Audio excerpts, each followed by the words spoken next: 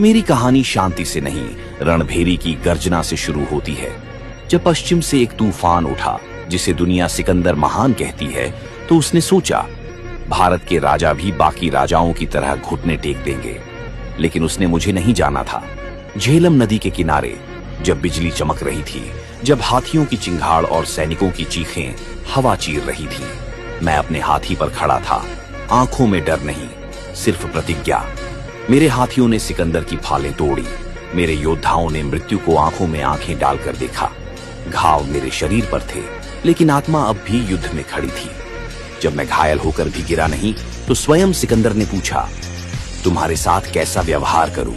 और मैंने कहा, एक राजा के साथ, जैसे एक राजा के साथ किया जाता है। यही मेरी जीत थी। युद्ध के बाद मैंने तलवार नहीं छोड़ी, मैंने राज्य को संभाला। मेरे नगरों में किले उठे, सड़कों पर जीवन दौड़ा, नदियों के किनारे बसावट फली फूली। साहित्य और ज्ञान मेरे लिए विलास नहीं थे, वे राज्य की रीढ़ थे।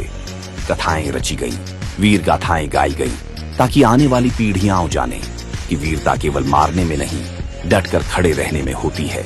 मैंने सिखाया कि शक्ति हाथियों में नहीं, सैन्य संख्या में नहीं, बल्कि उस क्षण में होती है जब पूरा संसार कहे झुक जाओ और तुम कहो नहीं। मैं पोरस हूं, मैं हारा नहीं था, मैं झुका नहीं था, और जब तक इतिहास रहेगा, मेरी आवाज रणभूमि में गूंजती रहेगी।